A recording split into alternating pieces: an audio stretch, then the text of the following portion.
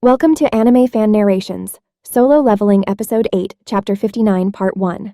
Kim Cheol finally spoke. As the only A-ranker in the group, all eyes turned to him. Technically, he was the leader of this raid. I'm sure some of you have realized, this is a red gate. Kim Cheol's tone was condescending, but no one dared to object. That means no one will come for us until we're either dead or a dungeon break occurs. Many of the hunters groaned in despair. Some had clung to the hope of rescue, and the revelation that no help would come crushed their spirits. Kim Cheol continued. If we stay here, we'll either freeze to death or be ambushed by those creatures. I'm going to clear this dungeon and get us out. Who's with me? With broad shoulders and a determined look, Kim Cheol appeared quite reliable. After a brief pause, the hunters gathered around him in agreement. I'll go. Count me in. Let's get out of here alive. I'll help too. However, Kim Cheol shoved away one of the men who approached him.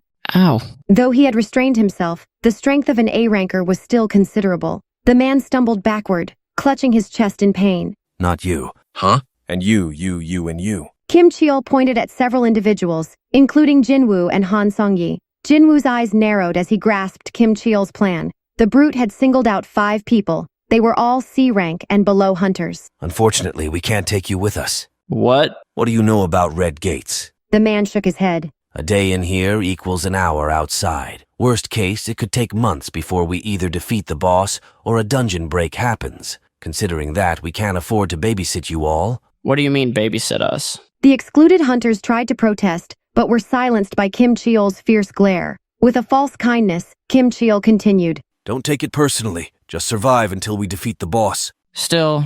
The excluded hunters looked toward the others in Kim Cheol's group, seeking support, but no one stepped forward. They all averted their gaze, except one. Excuse me. A female B-ranker in Kim Cheol's team raised her hand. When Kim Cheol turned around, the woman gestured to Jinwoo. Can we go from here to there? If you wish. Without hesitation, the woman walked over to Jinwoo's side. Kim Cheol looked between the woman and Jinwoo, then snorted and spoke loudly. Well, it seems we have an open spot. We'll take one more from your group. Me. The man who had been shoved earlier quickly ran to Kim Cheol's side. That's how it should be, Jinwoo thought. This woman is peculiar. Jinwoo eyed the woman beside him suspiciously. Meeting his gaze, she spoke quietly, so no one else could hear. That man, Kim Cheol, he didn't see the arrow coming. Just because someone was a high ranker didn't mean all their stats were balanced. Kim Cheol's agility stat might have been low. Jinwoo, understanding the nuances of different stats, didn't dwell on it. So? The woman smiled broadly. You're not really an E rank, are you?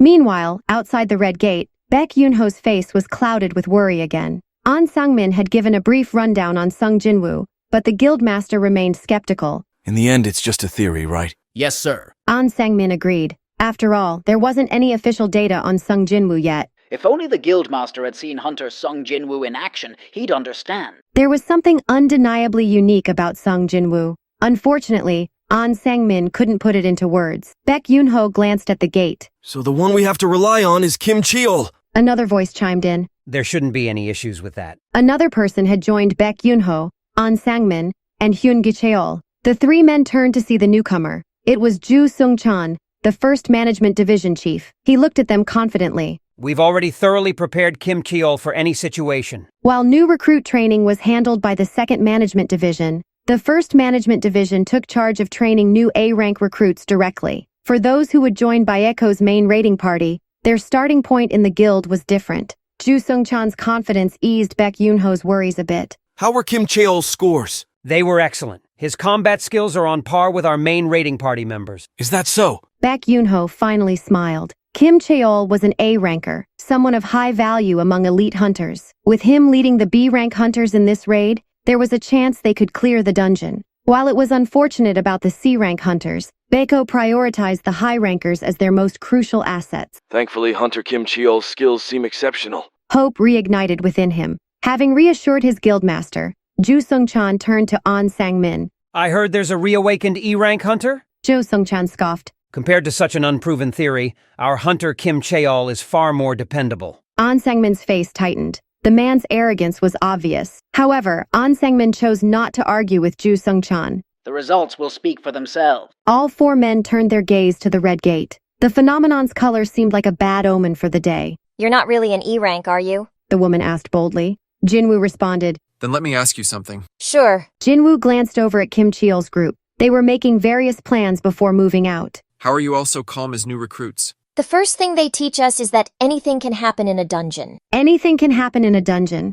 Jinwoo understood this better than anyone here. We've all had some training, especially Kim Cheol. He's received special training and is set to join Baeko's main raiding party. They were confident because of their training. Jinwoo was stunned. He realized there was little difference between them and Han Songyi. Sitting in a classroom and learning a few things, how useful would that be in a real situation? They were arrogantly puffing up their chests, unaware of the true terror of the dungeon. There's a vast difference in hearing about it in a classroom and experiencing it in real life. Acting as if they knew the dungeon, a tiny crack in their confidence would shatter their arrogance. Building something so fragile takes time, but it can be broken in an instant. Jinwoo could see the fate of Kim Cheol's party. They appeared confident and composed, but he knew they were all novices. You didn't answer. Jinwoo turned his attention back to the strange woman. You didn't answer my question. Was he really an E rank? She was quite persistent. Why do I need to tell you that? Even though he chose not to answer, the woman, Park Heejin, felt a surge of triumph. She had interacted with many people in her life and had a knack for understanding them. Jinwoo's evasive response revealed his underlying confidence. I was right about him. There was another reason she was sure. She had previously trained with Baeko's high rankers and remembered their speed. But Jinwoo's hand, the one that caught the arrow, was quicker than any Baeko high ranker's movements. I could barely keep up with what happened. As an athlete who had awakened as a fighter class, she prided herself on her visual acuity, but she couldn't fully track Jinwoo's actions. Park Heejin's eyes sparkled. At the very least, he's an A ranker. Or perhaps even higher. Could you just tell me? No. The casual conversation ended there. Jinwoo turned his head, uninterested in a fruitless exchange. More importantly, Kim Cheol was approaching. Jinwoo and Kim Cheol locked eyes.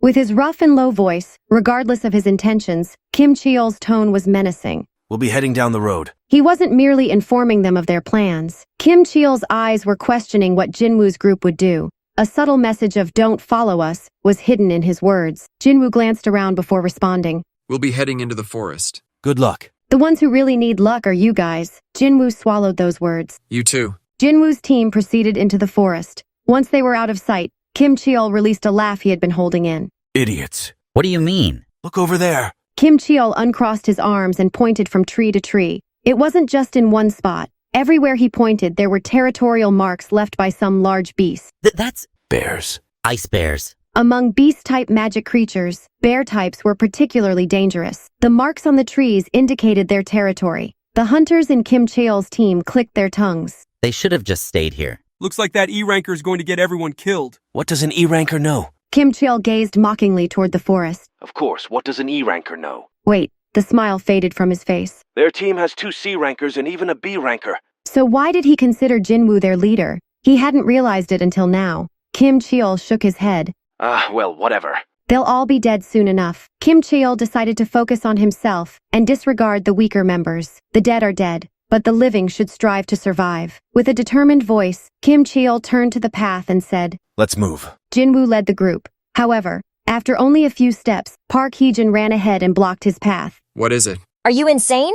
Jinwoo, clearly annoyed, crossed his arms. Choose your words wisely, his stance seemed to say. Sensing his mood, Park Heejin lowered her voice. Sorry, but I need to say this. She pointed to the surrounding trees. Do you see those? A large claw mark scarred one of the trees. And there! And over there, too! In fact, it was hard to find a tree that wasn't marked. The bear's territorial marks are everywhere. This whole forest must be home to bear magic beasts. In the animal kingdom, dogs and cats were weak compared to tigers and lions. It was the same with magical beasts. Dog-type or cat-type magic beasts were far weaker than tiger-type or lion-type beasts. And what about bear types? Even more so when it was a polar bear, a top predator among animals. Jinwoo had led his team right into the territory of these fearsome magic beasts. Park Heejin's frustration was understandable. We need to go back now, before the magic beasts come. Jinwoo clicked his tongue. What? Park Heejin had expected one of 3 reactions from Jinwoo: anger, surprise, or agreement. But she was wrong.